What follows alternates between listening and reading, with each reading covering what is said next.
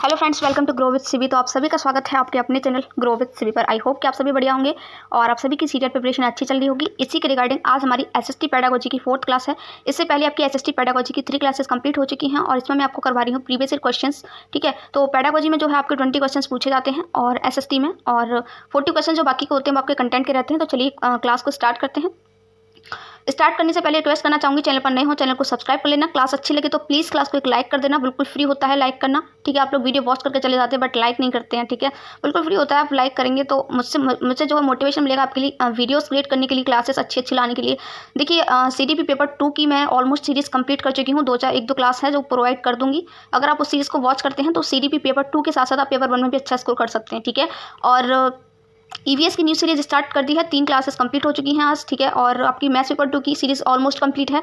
1-2 classes provide करूंगी मैं, बस फिर आपकी सीरीज कंप्लीट हो जाएगी। ठीक है, देन आप मुझे बताइए कि मुझे और कौन सी सीरीज आपके लिए लेकर के आनी चाहिए। ठीक है, तो चलिए आज की क्लास को स्टार्ट करते हैं। क्वेश्चन नंबर 1 क्या है? सामाजिक विज्ञान की अंतर विषय को पागम के संबंध में निम्नलिखित कथन है। ठीक है, तो इंटरडिसिप्लिनरी एक अप्रोच होती है आपकी, तो इसके बारे में आपको बताना है कि इनमें से कौन कौन सी करेक्ट है। ठीक है, तो इसका करेक्ट आंसर ऑप्शन नंबर 2 है, BCD। ठीक है, योग्य बनाने वाली पाठ्यचर्या के लिए अंतर विषयक चिंतन आवश्यक है। विषयों की परिधियों को खोलने की आवश्यकता है तथा प्रदत्त घटनाओं को समझने के लिए उपागमों की बहुलता का प्रयोग किया जाता है। ठीक है, इसमें देखिए PCD आपके तीनों सही हैं इसके बारे में, लेकिन आपका ए गलत है। तो ए क्या है? सभी थीम की अंतर विषयक तरीके से परिचर्चा या डिस्कशन होनी चाहिए, तो ये आपका गलत है। ठीक है, तो ऑप्शन नंबर 2 इसका करेक्ट। नेक्स्ट क्वेश्चन है आपका, सामाजिक विज्ञान विषय के शिक्षण में कहानी कहने की विधि किस स्तर की शिक्षा के लिए सबसे अधिक उपयोगी है? यानी कि जो कहानी कहने की जो मेथड होता है वो सबसे बेस्ट जो है किस स्तर पर होता है? तो हर एक स्तर पर जो है इसका उपयोग हम कर सकते हैं, हर एक स्तर पर ये उपयोगी हो सकता है। तो ऑप्शन नंबर 4 इसका करेक्ट है। नेक्स्ट क्वेश्चन जो आपके पेडागोजी में पूछा गया, लेकिन पेडागोजी जैसा लग नहीं रहा है। ठीक है, लेकिन आपको ये याद करना पड़ेगा। ठीक है, शैक्षिक आकलन के क्षेत्र में किसने सर्वप्रथम रचनात्मक मूल्यांकन के संप्रत्यय का उपयोग किया था? तो इस कॉन्सेप्ट का यूज सबसे पहले किसने किया था? तो इसका करेक्ट आंसर जो है आपका ऑप्शन नंबर 2 है, माइकल श्रिवन। ठीक है, नेक्स्ट क्वेश्चन है आपका, अगर आंध्र प्रदेश की एक शिक्षिका समानता विषय का अध्यापन कर रही है, किसका? समानता सब्जेक्ट का। ठीक है, तो निम्नलिखित में से किसकी सामाजिक आर्थिक स्थितियों का उल्लेख परिचर्चा के लिए एक अधिक प्रासंगिक उदाहरण के रूप में होगा? तो इसमें से उसे किसकी चर्चा करनी चाहिए जो कि आपका सबसे रिलेवेंट एग्जाम्पल होगा? तो इसका करेक्ट आंसर ऑप्शन नंबर 1 है, चेंचू। आई होप ये अगर आपको नहीं पता है प्लीज़ इसको जो है याद कर लेना। चेंचू जो है इसका बिल्कुल करेक्ट आंसर हो जाएगा। चेंचू कुछ नहीं है आपका, ये यहाँ पर जो आंध्र प्रदेश की बात की जा रही है, तो आंध्र प्रदेश में एक आदिवासी लोग हैं, उनकी जनजाति होती है, उनकी जनजाति का नाम है चेंचू। ठीक है, तो उसके बारे में जब आप लोग डिस्कस करेंगे तो वो जो है आराम से इस चीज़ को समझ पाएंगे। ये एक रिलेवेंट एग्जाम्पल होगा उन सभी के लिए। नेक्स्ट क्वेश्चन है आपका मैचिंग वाला है। ठीक है, इसको मैच करना है आपको। ये ऑप्शंस दे रखे हैं ABCD, ये आपका 1 2 3 4। ठीक है, तो आपको यहाँ पर मैच करना है कि कौन सा सही है। देखिए मैचिंग का सबसे मैं बढ़िया तरीका आपको बता देती हूँ। मैंने ये चीज़ आपको पहले भी बताई हुई है जब भी बहुत सारे ऑप्शंस आपको दे रखे हों।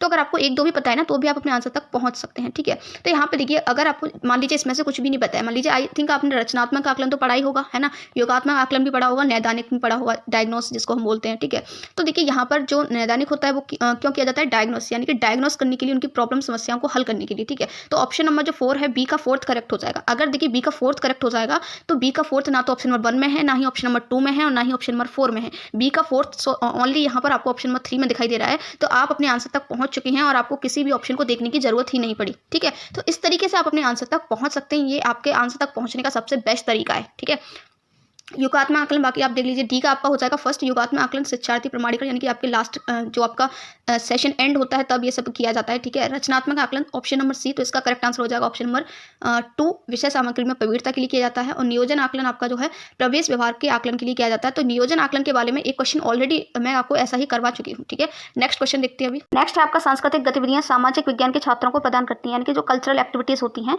वो उनको क्या प्रोवाइड करती हैं? तो इसका करेक्ट आंसर ऑप्शन नंबर 1 हो जाएगा, आत्म अभिव्यक्ति के अवसर, यानी कि उनको अपॉर्चुनिटी प्रोवाइड करती हैं कि वो खुद को क्या कर सकें, अव्यक्त कर सकें, प्रेजेंट कर सकें। ठीक है, चाहे वो डांस के थ्रू हो, चाहे वो सिंगिंग के थ्रू हो। ठीक है, या फिर आपका कोई कॉम्पिटिशन हो। ठीक है, तो ऑप्शन नंबर 1 इसका करेक्ट है। में से कौन सा प्रश्न सामाजिक विज्ञान के विद्यार्थियों में क्रिटिकल थिंकिंग यानी कि आलोचनात्मक चिंतन कौशलों को प्रोत्साहित करती है? तो देखिए इस टाइप का क्वेश्चन मैं आपको करवा चुकी हूँ। आलोचनात्मक क्रिटिकल थिंकिंग, जहाँ पर बच्चे को सोचने का मौका मिल रहा हो, ऐसा क्वेश्चन पूछा जाए, जैसे लिमिटेड क्वेश्चन ना पूछा जाए कि आप अपना नाम बताइए तो तुरंत अपना नाम बता दें, उसमें उनको कुछ सोचने की जरूरत नहीं पड़े। या फिर उनको बोलते हैं भारत की राजधानी क्या है कि दिल्ली है, तो वहाँ पर उनको सोचने की जरूरत पड़ी नहीं पड़ी, है ना। तो ऐसा क्वेश्चन पूछिए कि ऐसा करते हैं तो ये क्या होगा, अगर पेड़ों को काट दिया जाए तो क्या होगा, जहाँ पर उनकी थिंकिंग उनको थिंकिंग वो कुछ थिंक करें, सोच करें। ठीक है, तो देखते हैं कौन सा ऑप्शन इसमें बेस्ट रहेगा। तो क्या यह कहना सही है कि महिलाओं को राजनीति में नहीं होना चाहिए? कार्ड दीजिए। अब यहाँ पर पे देखिए बच्चे बहुत कुछ सोचेंगे, क्या ये सही है, महिलाओं को राजनीति में होना चाहिए तो क्यों नहीं होना चाहिए, होना चाहिए नहीं होना चाहिए तो क्यों नहीं होना चाहिए, कारण भी देना है उनको, तो ये इसमें बच्चे बहुत कुछ सोचेंगे ना। तो ए तो आपका सही है, ठीक है, ए सही है। दूसरा देखते हैं सदा हरित वनों और पतझड़ी वनों में अंतर है कि ये उन्होंने आराम से बुक्स वगैरह में पढ़ा होगा तो तुरंत बता देंगे इसमें ये ऐसे होते हैं, ये वाले वन ऐसे होते हैं, तो इसमें बच्चों को कुछ सोचना नहीं पड़ेगा। बी तो गलत हो गया, ठीक है। सी क्या कह रहा है, भूकंप से आपका क्या है, कि भूकंप के बारे में तुरंत बता देंगे, उनको पता होगा भूकंप क्या होता है, ठीक है। भूकंप में उत्पन्न तीन तरंगों की व्याख्या, तो देखिए 3 तरंगों के बारे में उन्होंने पढ़ा होगा, इनमें क्या उनको सोचना नहीं पड़ेगा, जो उन्होंने पढ़ा है उसको एक्सप्लेन कर देंगे वो, है ना। तो ये भी गलत हो गया। डी क्या है, संविधान की प्रस्तावना में समानता, देखिए समानता शब्द का अर्थ उन्होंने पढ़ा होगा ऑब्वियसली, है ना, तो इसको भी बता देंगे, यहाँ पर उनको एक्स्ट्रा कुछ सोचने की जरूरत नहीं पड़ेगी। लेकिन ऑप्शन नंबर 1 में आप देख रहे हैं, यहाँ हर एक बच्चे की जो है थिंकिंग अलग हो सकती है, हर एक बच्चा अलग तरीके से सोच सकता है। कोई कहेगा कि महिलाओं को होना चाहिए, कोई कहेगा नहीं होना चाहिए, कोई इसका रीजन भी बच्चों के अलग अलग हो सकते हैं। तो ऑप्शन नंबर ए ही इसका करेक्ट होगा, ओनली 1 है। सामाजिक विज्ञान की कक्षा में खाद्य सुरक्षा जैसे विषय को पढ़ाते समय निम्नलिखित में से कौन सा अधिक उपयुक्त होगा, ठीक है। खाद्य सुरक्षा एक टॉपिक है, उसको पढ़ाने के लिए आपको जो है सबसे बेस्ट इसमें से कौन कौन सा रहेगा वो आपको बताना है, ठीक है। तो विद्यार्थियों को केवल, देखिए केवल वर्ड आ गया, मैंने आपसे कहा जब भी ओनली वर्ड आ जाए वो आपका कभी सही नहीं होता। तो ऑप्शन नंबर ए तो आपका गया। अगर ए ऑप्शन नंबर गया तो देखिए ए ऑप्शन नंबर आपका 1 में भी है तो ये भी गया, 2 में है तो ये भी गया, 3 में है तो ये भी गया। आप अपने आंसर तक पहुंच चुके हैं। ऑप्शन नंबर 4 इसका जो है यहाँ पर बिल्कुल करेक्ट हो जाएगा। बाकी बी सी डी जो है आप पढ़ करके भी मैं आपको दिखा देती हूँ। बंगाल में सूखे पर चलचित्र यानी कि फिल्म दिखा देना उनको, तो यहाँ पर वो बहुत अच्छे से समझ पाएंगे कि किस तरीके से जो है खाद्य का यानी कि खाने की कमी पड़ती है, ठीक है। किस तरीके से लोग खाने के लिए परेशान होते हैं। हरित क्रांति के पूरा लिखित फोटोग्राफ दिखा देना। मिड डे मील भोजन लेते विद्यार्थियों के साथ एक इंटरेक्शन क्रिया करके दिखा देना, ठीक है। तो ये सारी बी सी डी जो है यहाँ पर बिल्कुल करेक्ट हैं, जिससे बच्चे जो है भोजन की इंपॉर्टेंस को जान पाएंगे, ठीक है। जैसे कौन सी गतिविधियाँ मिडिल स्तर पर यानी कि मिडिल स्तर यानी 6 to 8 लेवल पर अधिगमकर्ताओं में उपनिवेशवाद की संप्रत्यय की कल्पना और उसके विश्लेषण हेतु उपयुक्त रहेंगी, यानी कि जो उपनिवेशवाद जो कॉन्सेप्ट है आपका उसके बारे में कौन सी इसमें से सही रहेगी वो आपको बताना है। आधुनिक भारतीय भाषा में लगान या उस जैसी ही कोई पिक्चर फिल्म दिखा देना। पाठ्यचर्या में दी गई विषय वस्तु पर आधारित व्याख्यान लेना, देखिए लेक्चर देना आपका अच्छा नहीं होता है मेथड, तो बी तो आपका गलत हो गया। अगर बी गलत हो गया तो ऑप्शन नंबर 2 गया आपका और ऑप्शन नंबर 4 भी गया, ठीक है। अब आपके पास 2 ही ऑप्शन में से आपको सिलेक्ट करना है, या तो 1 करेक्ट होगा या फिर 3 करेक्ट होगा, ठीक है। अब यहाँ पे आप देखिए, किसी एक आंदोलन में महात्मा गांधी के जीवन पर बच्चों द्वारा भूमिका निर्वहन। ब्रिटिश भारत में उपनिवेशवाद जिस तरह से था उससे संबंधित मुख्य बिंदुओं को बोल करके लिखवाना, ठीक है। तो बोल करके लिखवाने से कुछ नहीं होगा, तो ऑप्शन नंबर जो आपका यहाँ पर 3 है वो करेक्ट हो जाएगा। यहाँ पर ए और सी, किसी एक आंदोलन महात्मा गांधी ने किस तरीके से भूमिका निभाई थी उसके ऊपर जो है बच्चों को, महात्मा गांधी के जीवन पर बच्चों द्वारा क्या भूमिका निर्वहन हुआ था उस पर जो है बच्चे एक्टिव रहेंगे, ठीक है। तो ऑप्शन नंबर 3 यहाँ पर बिल्कुल करेक्ट हो जाएगा। सामाजिक विज्ञान शिक्षक द्वारा समाज और कक्षा में विद्यमान विविधता को संबोधित करने के लिए इनमें से क्या किया जाना चाहिए, यानी कि विविधता का मतलब तो आई होप कि सभी को पता होगा, डाइवर्सिटी, यानी कि अलग अलग धर्मों के लोग, अलग अलग भाषा बोलने वाले लोग, अलग अलग बैकग्राउंड के लोग, ठीक है। तो इसमें देखते हैं कौन सा विविधता को संबोधित करने के लिए बेस्ट क्या क्या कर सकते हैं हम लोग, ठीक है। तो कक्षा परिचर्चाओं में बहुत संस्कृतियों के उदाहरणों को सम्मिलित करना, यानी कि अलग अलग कल्चर्स को करना, तो ये तो आपको देखिए डाइवर्सिटी के लिए बेस्ट है, ठीक है। दूसरा क्या कह रहा है, केवल उन्हीं, देखिए केवल वर्ड फिर से आगे, केवल उन्हीं उदाहरणों को उठाना, आगे पढ़ना ही नहीं है, केवल वर्ड आ गया ना, बिल्कुल गलत। बी गलत हो गया, तो देखिए बी गलत हो गया तो ऑप्शन नंबर 1 भी गया आपका, ऑप्शन नंबर 2 भी गया, ठीक है। और हम नीचे देखते हैं तो ऑप्शन नंबर 4 में भी आपका बी है तो ये भी गया, तो ऑप्शन नंबर 3 ही आपका यहाँ बिल्कुल करेक्ट हो जाएगा, ए सी और डी। देखिए ये एक अप्रोच होती है, आप इसके थ्रू जो है अगर आपको और आंसर्स नहीं पता है ना तब भी आप अपने आंसर तक पहुंच सकते हैं, ठीक है। तो विद्यार्थियों को कक्षा में अपने निजी अनुभवों को साझा करने के लिए प्रेरित करें, तो ये भी आपका डाइवर्सिटी में क्या करेगा, रोल इंपॉर्टेंस रोल निभाएगा।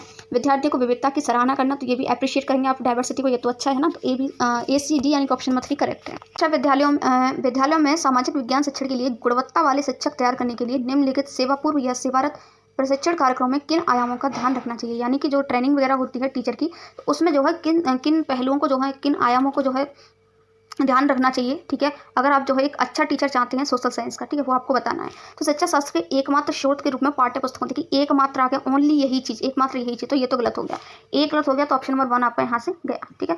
दूसरा देखते हैं, शिक्षक को विषय वस्तु की यंत्रवत कंठस्थ करने को प्रोत्साहित करने के लिए, यानी याद करने के लिए, देखिए जब भी आपसे बोला है किसी चीज़ को कंठस्थ कर लो, याद कर लो, परिभाषाओं पर बल देना, ये सभी आपके नेगेटिव होते हैं, तो बी भी गलत हो गया, ठीक है। अगर बी गलत हो गया तो ऑप्शन नंबर 1 और 2 तो आपका यहाँ से गया, और बी आपका ऑप्शन नंबर 4 में भी है तो ये भी गया, ठीक है। तो ऑब्वियसली आपका ऑप्शन नंबर 3 ही करेक्ट हो जाएगा, ओनली सी एंड डी।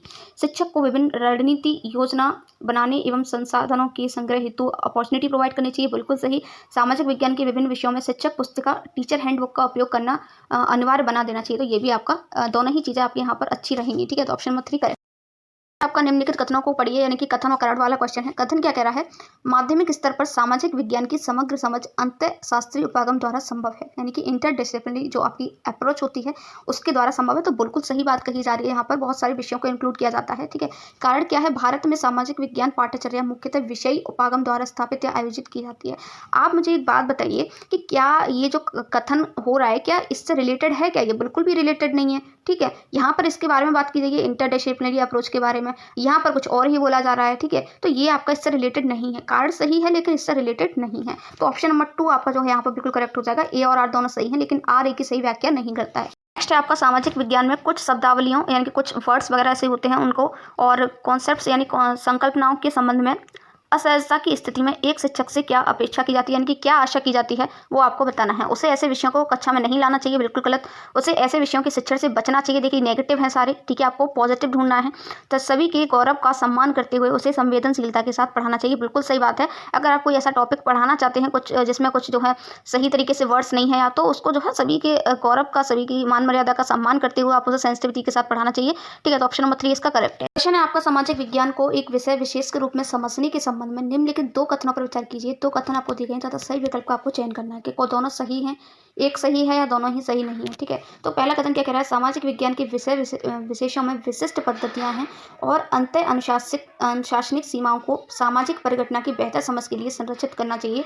तो ये आपका गलत है, ठीक है। दूसरा क्या कह रहा है? विषय विशेष के रूप में सामाजिक विज्ञान स्वरूप से व्याख्यात्मक है और अतः वैज्ञानिक जांच के लिए उपयुक्त नहीं है। तो ये भी आपका बिल्कुल गलत है। इसके बारे में ये व्याख्यात्मक नहीं है और ना ही ऐसा है कि ये जांच के लिए उपयुक्त नहीं है, उपयुक्त है, ठीक है। और ये कह रहे हैं कि नहीं, तो दोनों ही आपके गलत हैं। अगर दोनों गलत हैं तो ऑप्शन नंबर 4 आपका बिल्कुल करेक्ट हो जाएगा। नेक्स्ट है आपका, अगर किसी को लगता है कि स्रोत गढ़े हुए यानी कि मन गढ़त है, यानी कि अपने आप से ही बना लिए हैं, तो गढ़े हुए हो सकते हैं, तो क्या कदम उसके लिए उठाने चाहिए वो आपको यहाँ पर देखना है। 3 आपको दिए गए हैं, क्या क्या करना चाहिए वो आपको बताना है। जिसने स्रोत का प्रलेखन किया है, यानी कि जिसके द्वारा स्रोत दिया गया है, उस व्यक्ति के मानसिक स्वास्थ्य के बारे में पता लगाएं।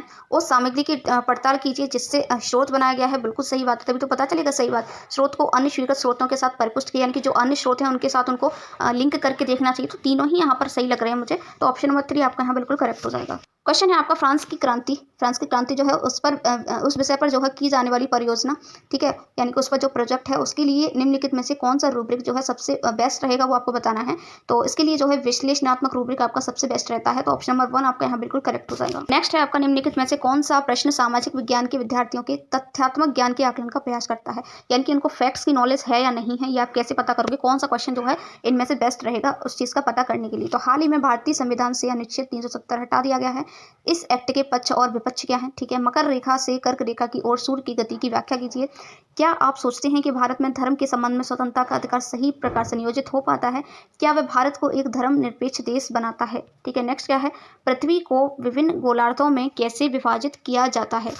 तो देखिए यहाँ पर आपका फैक्ट से रिलेटेड चीज़ें, तथ्यात्मक नॉलेज है या नहीं, तो उसमें ऑप्शन नंबर डी तो आपका करेक्ट हो जाएगा कि जो विभिन्न गोलार्ध हैं उसमें कैसे डिवाइड किया जाता है, अलग अलग चीज़ों के बारे में बच्चे बताएंगे, ठीक है। मकर रेखा से कर्क रेखा की ओर जो सूर्य की गति है उसके बारे में एक्सप्लेन करेंगे, तो ऑब्वियसली फैक्ट्स वगैरह का यूज़ करेंगे। लेकिन ए और आपका जो सी है उसमें वो ये सारी चीज़ों को यूज़ नहीं करेंगे, ठीक है। तो ऑप्शन नंबर 4 इसका यहाँ बिल्कुल करेक्ट हो जाएगा, B and D. Next question है आपका, आरटीई एक्ट 2009 के अनुसार मूल्यांकन प्रक्रमों को विकसित करने के लिए निम्नलिखित में से किसका अनुसरण करना चाहिए, यानी कि जो इवैल्यूएशन के जो प्रक्रम है उसको फॉलो करने के लिए आपको जो है इनमें से क्या क्या करना चाहिए, ठीक है।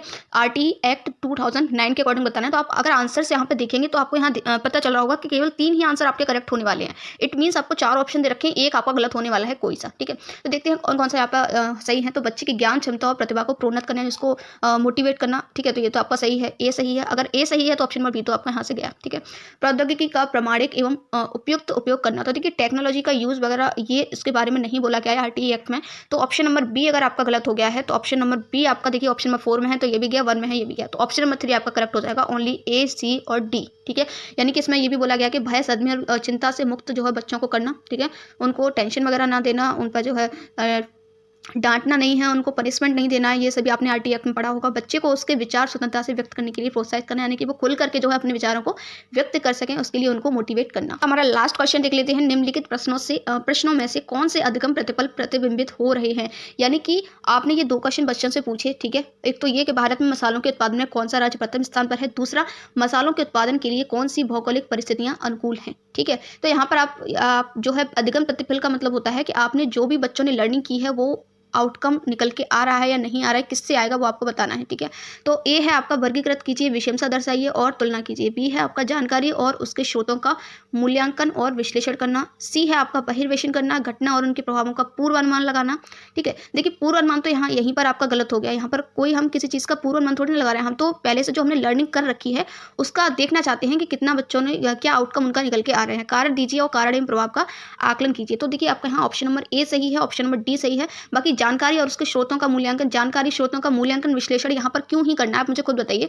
आपने कोई चीज़ लर्न की है, ठीक है, उसका हम मान लीजिए आपके टीचर आप टेस्ट ले रहे हैं, तो वो ये देखना चाह रहे हैं कि आपके लर्निंग आउटकम क्या निकल के आ रहे हैं, तो उसमें ये जानकारी लेना, स्रोतों का मूल्यांकन, ये सभी इंक्लूड नहीं होगा। तो ए और डी आपका करेक्ट है, तो ऑप्शन नंबर आपका यहाँ पर 4 करेक्ट हो जाएगा, only A and D. I hope कि आज की क्लास आपको अच्छी लगी होगी। मिलते हैं नेक्स्ट वीडियो में न्यू क्वेश्चंस के साथ। Till then have a nice day.